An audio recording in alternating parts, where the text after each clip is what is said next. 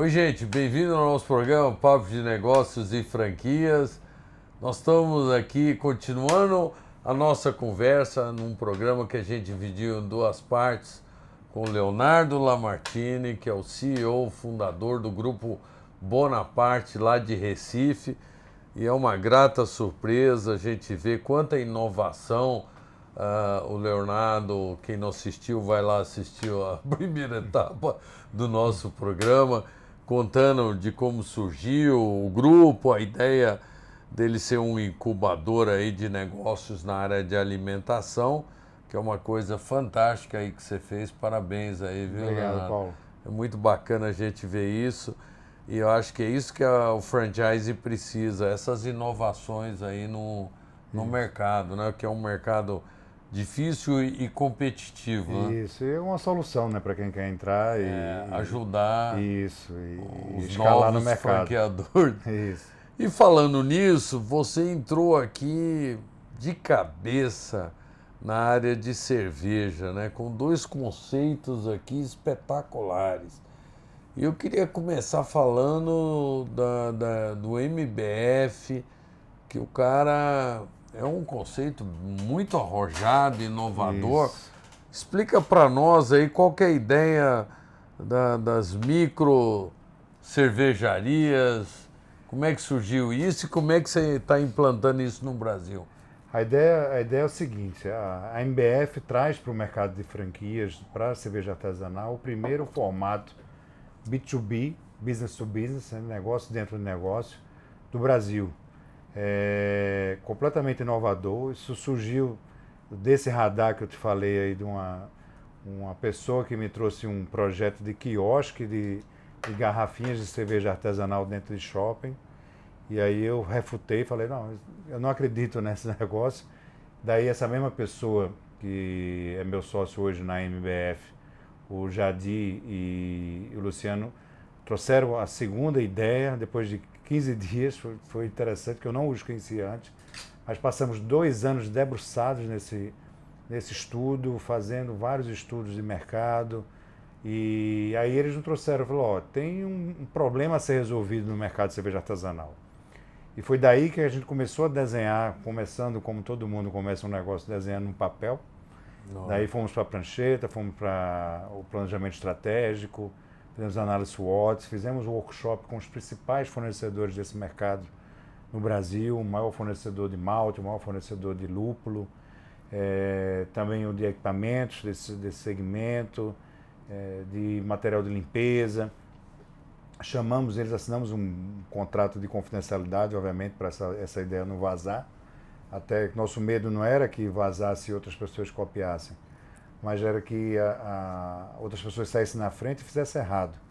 E aí queimar o mercado. Então a ideia da MBF, ela vem como uma plataforma de solução para as fábricas de cerveja artesanal. De que forma? Existem algumas dificuldades do mercado de cerveja artesanal. Uma fábrica de cerveja artesanal geralmente começa por um apaixonado de cerveja, que faz a sua receita numa panela em casa ou na casa de campo. Acho que muita gente vai se identificar com isso, porque todo mundo tem um amigo que faz cerveja em casa. Daí tem um outro amigo que tem uma grana maior e fala assim, vamos montar uma fábrica. E aí entra para a montagem de uma fábrica de cerveja artesanal. Tudo até aí está muito lindo, o romântico, mas aí começa a escalar 15 mil, 20 mil litros, 25 mil, 30 mil litros e começa a ter dificuldade de expansão. Por quê? Primeiro que a carga tributária de um estado para o outro para essa área de cerveja ela é absurdamente alta, né? Então isso aí já é um impeditivo, né? E segundo que ninguém tem capacidade de sair montando fábrica em vários estados.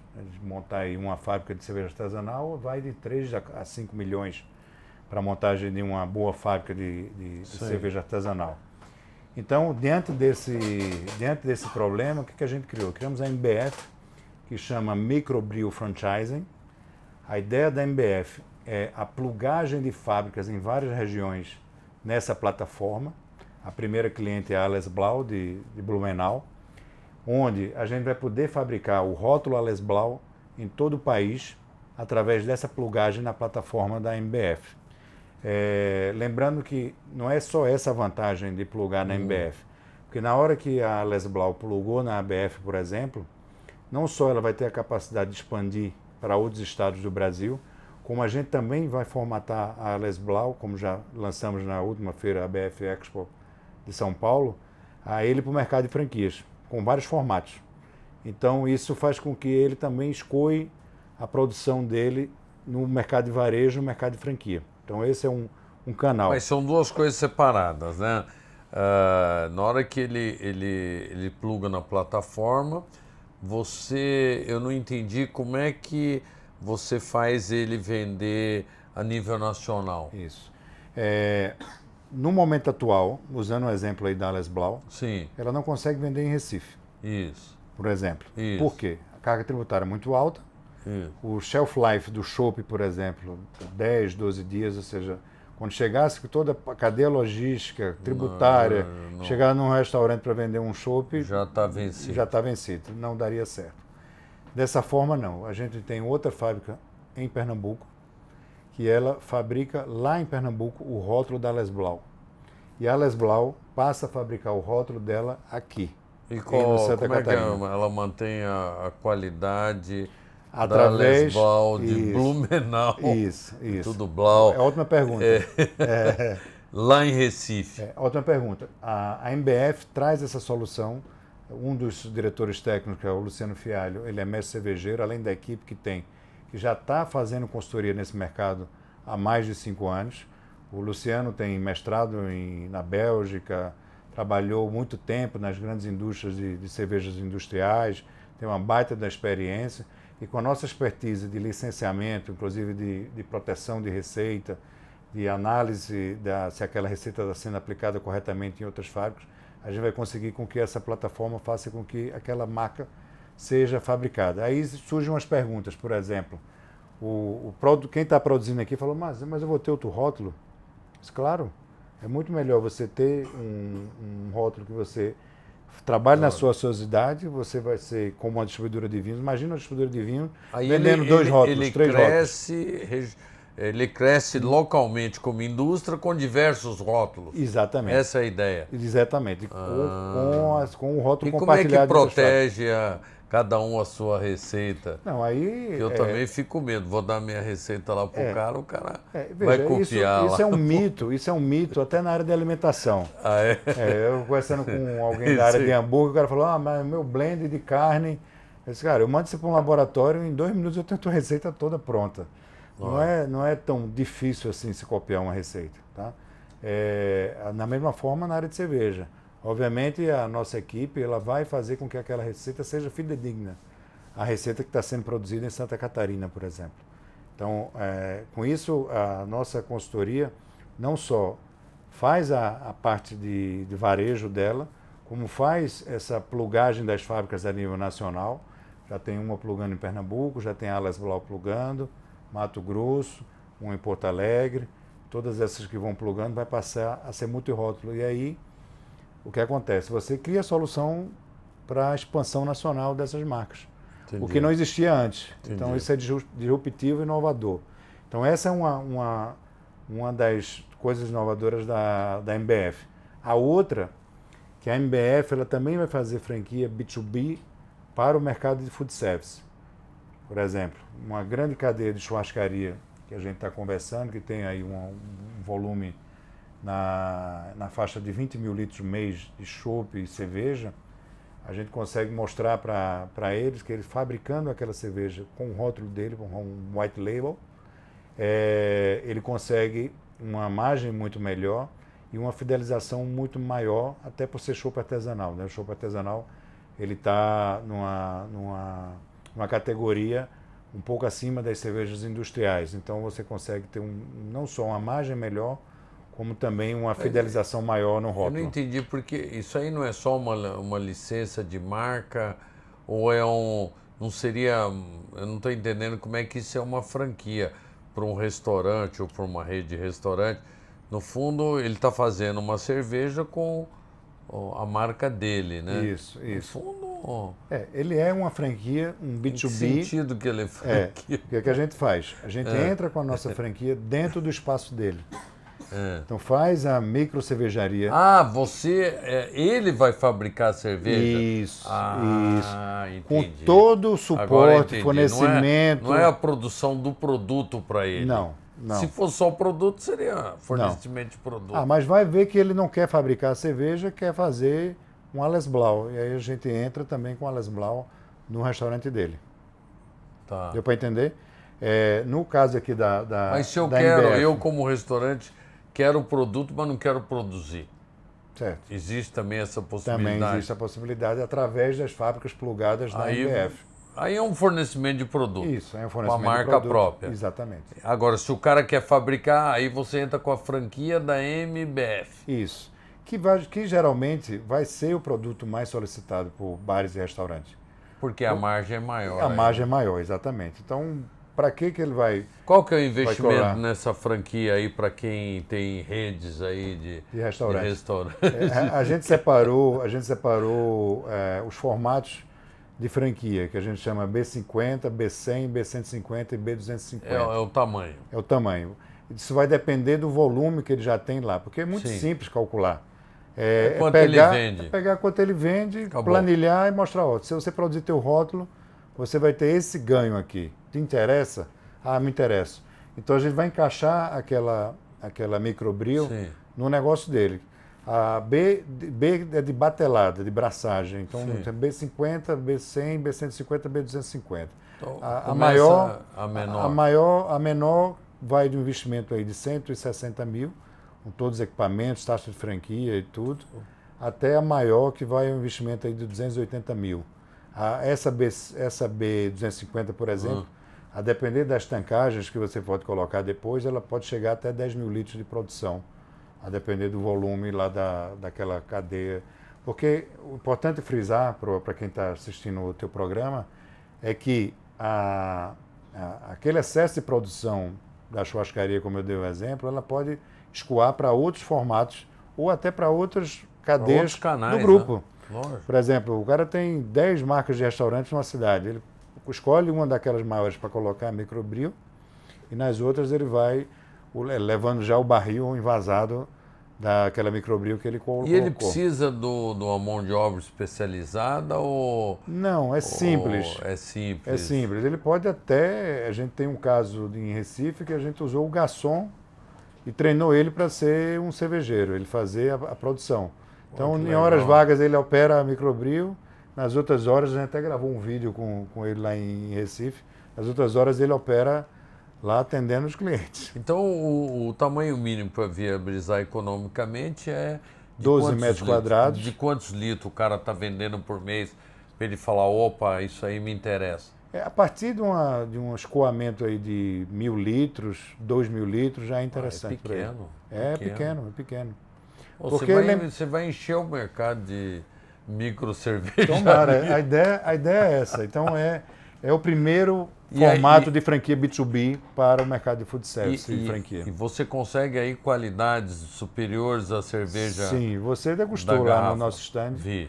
É espetacular. Você pode dar o seu depoimento. Maravilhosa. É daquele nível que é aquela cerveja da Ales Blau, que é o nível da cerveja artesanal, que tem a consultoria do Luciano Fialho, que é nosso sócio, nosso diretor técnico. Você patenteou essa ideia? Ou... Na realidade não existe, não tem como patentear. Mas, lógico que tem. Como? Mas você então, consultou, eu acho que você deveria consultar, porque a ideia, antes que saia o programa, a ideia é maravilhosa. Eu acho que a nível mundial eu não conheço nada igual.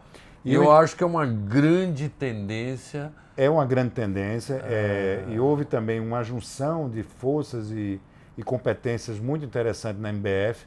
Os sócios são 3 pessoas, eu na capacidade de varejo e franchising, o Jadi, que é um excelente tributarista, você sabe que essa questão de fábricas de cerveja artesanal e cerveja qualquer ela que seja, tem uma carga tributária complexa, e o Luciano Fialho, que é um mestre cervejeiro, né? Lembrando que quem é mestre cervejeiro não é aquele cara que sabe fazer cerveja, mas quem tem mestrado em fazer cerveja, que é o caso do Luciano, que tem mestrado na Bélgica. E a gente está preparado para esse mercado, para o que der e vier. Nossa, que ideia espetacular. Eu acho que esse é um típico negócio que a gente estava conversando com potencial de expansão enorme, não só no Brasil, como a nível internacional. Isso. Eu acho que vale a pena aí estudar aí algumas ideias de se proteger. E já está acontecendo. acontecendo, Né? e já está acontecendo com a Ales Blau, que é o nosso primeiro cliente. Já está com inúmeros leads aqui no estado de São Paulo. Da Ales Blau, porque a Ales Blau, ela também tem a franquia, né? Isso. São dois negócios. Ela é uma micro cervejaria que está na plataforma da MBF, que eu já estou virando um expert nisso, e é uma franquia. Como é que é essa franquia? De onde é que ela surgiu? E como é que os modelos? Vamos falar um pouquinho? Vamos. A Ales Blau é uma fábrica que está instalada em Blumenau. Tem uma que é a terra da cerveja. Que está lá no Vale da Cerveja, né? Tem quase um ano e meio aí de negócio já rodando, e começou a escalar agora no mercado de franquias. Né? Porque, bom, ninguém conseguiu escalar uma cervejaria no Brasil. Isso. Então, para o mercado de São Paulo, né, a Ales Blau já é associada à ABF, Associação Brasileira de Franchising, colocou a cara no mercado de franquias na última ABF que aconteceu em junho, na ABF Expo, e chamou muita atenção pelos formatos de franquia que ela tem. Que vai do carrinho, que a gente chama de B2B, que é um investimento de R$20 mil, mais 5 mil de capital de giro, e vai até um brewpub com investimento de R$550 mil. O carrinho, a ideia é carrinho de praia mesmo? Isso, carrinho de praia. Carrinho de praia com 2 barris de 30 litros embarcados dentro, com a tecnologia de você controlar a litragem. Então, a gente está fazendo um business plan, por exemplo, para franqueados que quer comprar um brewpub, produzir a cerveja Ales Blau e colocar ali o excesso da produção satélites, vendendo para os carrinhos satélites. E o interessante é que os carrinhos, você pode ter funcionários operando o carrinho, porque vem aquela pergunta, poxa, será que se eu colocar um carrinho desse, o funcionário vai me roubar? Lógico. Aí é a primeira pergunta. É a primeira pergunta. Como é que eu vou controlar isso? Isso, as torneiras elas são controladas por aplicativo.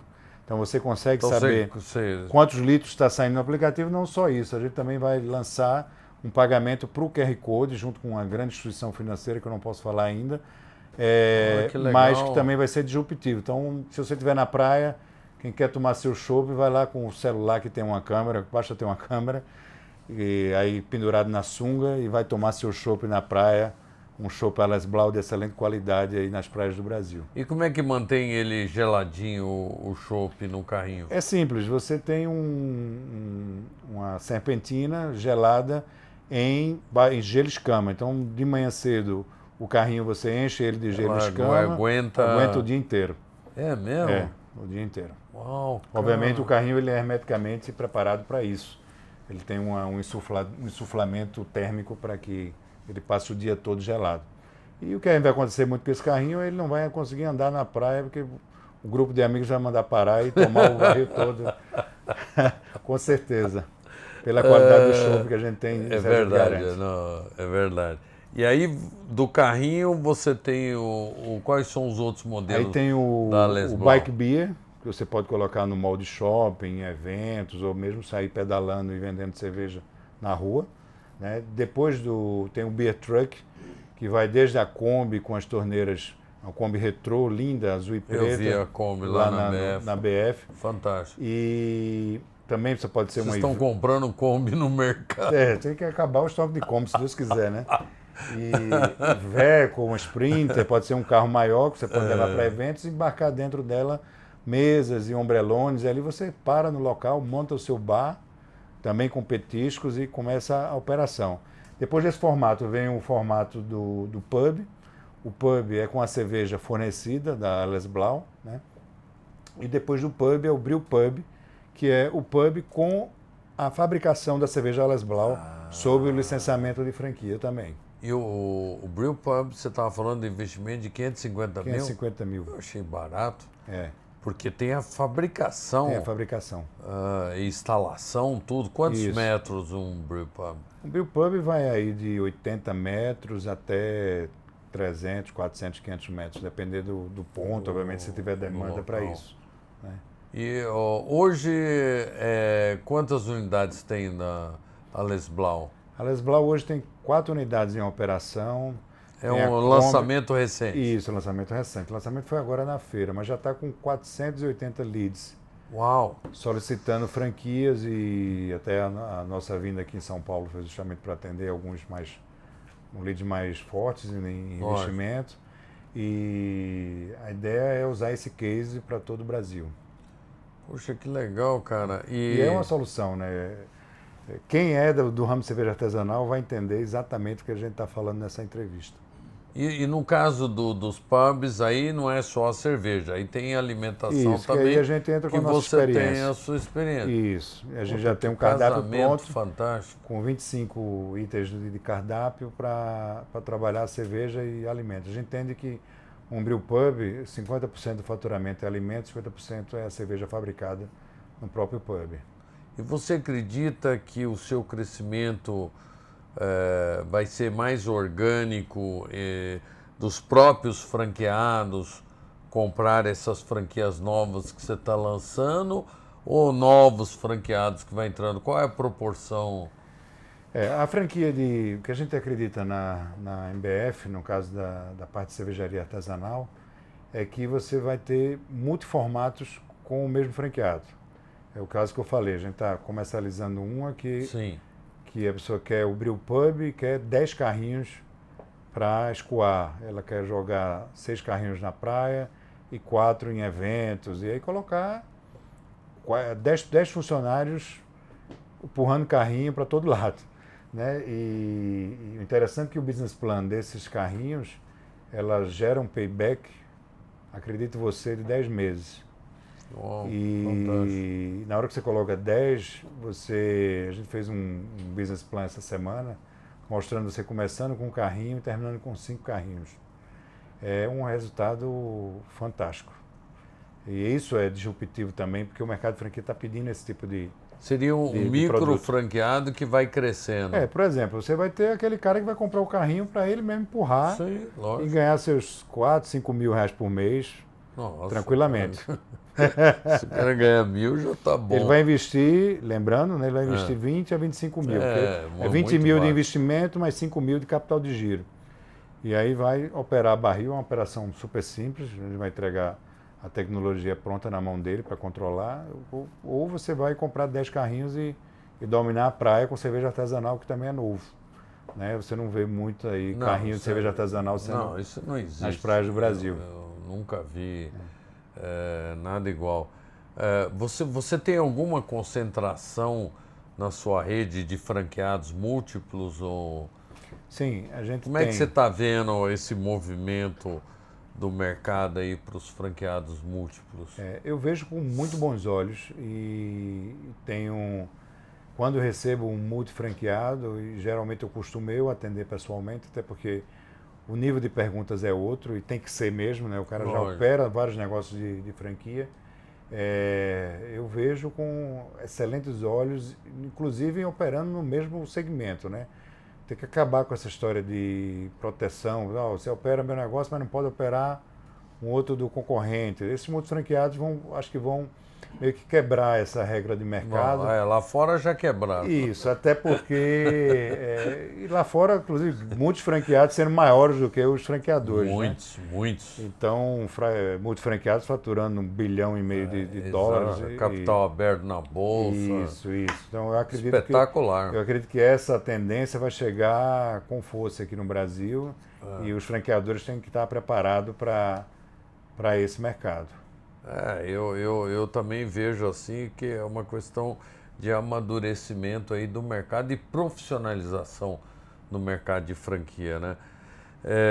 Falando nisso em profissionalização, como é que você vê, você que tem tantos negócios na área de alimentação, como é que você está vendo esse mercado? A gente sente um pouco a gourmetização aí do mercado de alimentos, né? Cada vez entrando coisas de melhor qualidade e exatamente a cerveja artesanal vem para provar isso. Eu acho que essa é uma nova onda que eu acho que irreversível, né? Eu acho também que Caminhar para a qualidade cada vez maior, né? É não só a necessidade de ter uma qualidade cada vez maior, uma necessidade de inovação também cada vez maior, novos sabores, novas texturas. O cliente tem buscado isso, como também se preparar para menos fidelização, né? Que eu costumo dizer que o público está cada vez mais infiel. E vai ser. Isso é verdade. Ele vai ser. Isso é uma tendência sem volta. Então não acredite que por mais que você faça uma gourmetização, um produto inovador, você vai ter aquele cliente fiel, não. O cliente vai estar no estalar de dedos, trocando de marca, querendo experimentar outras coisas. Então a gente tem que estar preparado para esse mercado. Esse mercado está mudando muito, né? Aí os marketplaces de entrega a domicílio, né? As dark kitchens, que são os formatos de franquia com 4, 5 franquias numa mesma cozinha, operando só delivery.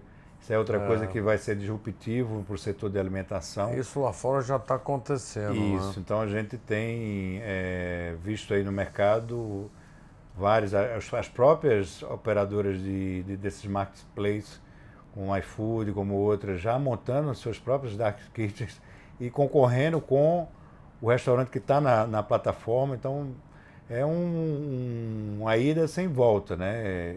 Como é o caso da Amazon, né? Que ela enxerga ali, dali ela coloca a marca dela. Exatamente. E começa a competir ali também com o próprio cliente dela no marketplace. É uma tendência que cada um tem que se virar para não ficar de fora. E falando de mercado internacional, que o Brasil cresceu muito, né, se desenvolveu de uma forma espetacular, aí, é um país pujante, a gente viaja e vê que aí a gente tem muita coisa bacana aqui. Como é que você vê dos seus negócios aí, o que tem mais chance aí de caminhar lá para fora aí? Eu acho que o primeiro deles é o de cerveja.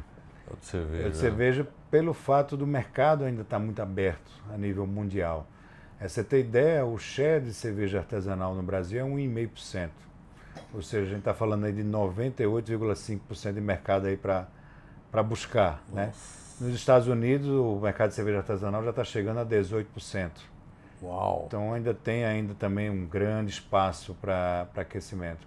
Quando você vai para as marcas de alimentação, a gente sabe da dificuldade que é de climatização, de adaptação do cardápio para aquelas regiões. Haja vista o histórico de marcas que tentaram, principalmente no mercado americano, ir recuar, né? Como também ao contrário, né? De marcas americanas que tentaram o Brasil, fecharam, voltaram, depois quando voltaram na segunda fase, voltaram com tudo, né? Tem vários exemplos nesse sentido. Isso mesmo. Mas eu acho que é também uma tendência grande, porque a globalização veio para ficar. Não existe mais essa questão de sabor do país X, Y. Os sabores são globalizados. Hoje você generalizou. Generalizou completo. E na culinária asiática, por exemplo, que a gente está entrando com o co-wok, é um sabor mundial, todo mundo curte, todo mundo gosta. Tudo está globalizado. Né? Algumas com mais dificuldade de você climatizar, outras menos, pelo fato de já estar mais globalizada. E você que surgiu lá no Nordeste, em Recife, como é que você vê a entrada de marcas lá do Nordeste aqui para o Sul? Porque esse movimento foi sempre daqui para o Nordeste. Isso.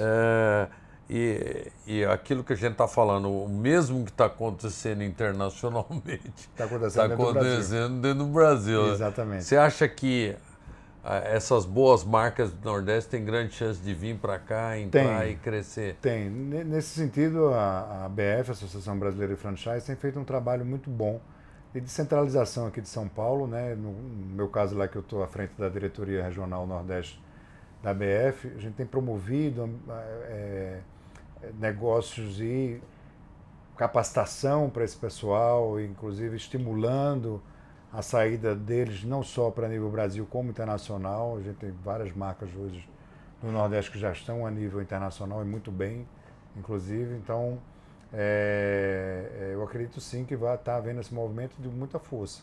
Tanto que esse ano foram 18 marcas franqueadoras do Nordeste que estiveram na BF Expo contra 7 que estavam ano passado. Então, mais que Uau, dobrou legal. a quantidade de expositores com competência, expositores preparados para expansão, que vieram do Nordeste para expandir aqui no mercado Sudeste e nacional. E aí, tem chance de ter de novo lá uma feira boa, porque a feira de Recife foi, depois parou, você acha que tem chance de voltar? É lógico que a crise aí atrapalhou o mercado inteiro, né? Mas eu acho que já está na hora. Tá, sim. A novidade é que já vai haver uma feira oficializada pela BF. Opa, legal. Vai acontecer em março de 2020. Vai acontecer dentro do Shopping Rio Mar. Uma feira lá, tem um espaço de eventos bem legal e tem um fit, obviamente, com Shopping Center. A feira chama EFN, Expo Franquias Nordeste, apoiada pela BF, já toda oficializada pela BF. E a gente acredita muito que vai trazer novamente a pujança da feira Nordeste para aquele mercado, sim. E aí as marcas nacionais podem buscar essa feira para expor a sua marca também lá no Nordeste. Você que tem tanta já experiência aí no setor, eu queria que você desse aí um depoimento do como você vê a evolução do franchise, principalmente do ponto de vista de fazer o franqueado mesmo ser bem sucedido. A gente está vendo que aquilo que você falou, o franqueado hoje ele está tomando cada vez mais cuidado para comprar a sua franquia, porque não é porque é franquia que é 100% seguro, então tem que ter alguns cuidados. Mas para os franqueadores aí que estão entrando no mercado, quais são as suas recomendações de como fazer o franqueado ganhar dinheiro e ser bem sucedido? Isso é uma pergunta difícil, Paulo, até porque o mercado ele mudou muito de 4 anos para cá. Né? Quem é franqueador vai entender bem o que eu estou dizendo. As margens mudaram, as margens estão mais apertadas, os franqueadores tiveram que se reinventar. Essa também é a vantagem da franquia, né? O franqueador passou várias crises econômicas. Lógico. Então ele sabe se reinventar. Você vê aí a quantidade de novos formatos surgindo no mercado, assim como eu entrei nesse ramo de cerveja artesanal com um novo formato inovador. Muita gente também tem buscado formatos menores, né? Formatos de marcas, mesmo marcas concorrentes se juntando para entrar em cidades com menos de 100 mil habitantes. Está acontecendo no setor de cosméticos e moda. E aí eu acho que é se debruçar para se reinventar. Eu acho que todos os franqueadores de 4, 5 anos para cá tiveram que se reinventar, de alguma forma. Sim. Enxugar custo, mudar o formato junto com o franqueado, principalmente para manter aqueles franqueados bons, né, que se apertaram também durante Todo mundo se apertou. Isso, a recessão econômica, e tocar a bola para frente e se preparar para o novo Brasil, que, se Deus quiser, vai vir aí para 2020. 2019 acho que não, mas 2020 vai vir com tudo. Estamos todos apostando nisso.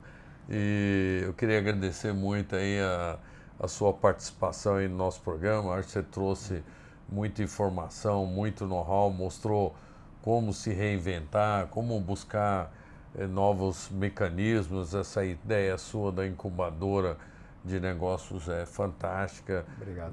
Da micro cervejaria também artesanal. Acho que são ideias bacanas e no geral na alimentação, como você conseguiu aí crescer num mercado tão difícil e tão competitivo. Exato. Ó, te desejo muito sucesso, que você cresça muito nacional, internacionalmente, para ser para orgulho nosso aí brasileiro. Obrigado, Paulo. É uma honra estar aqui no seu programa. Você que é um papa no franchising. Para mim é uma alegria muito grande estar compartilhando meu conhecimento. Obrigado. Valeu, gente. Até o próximo Papo de Negócios e Franquias.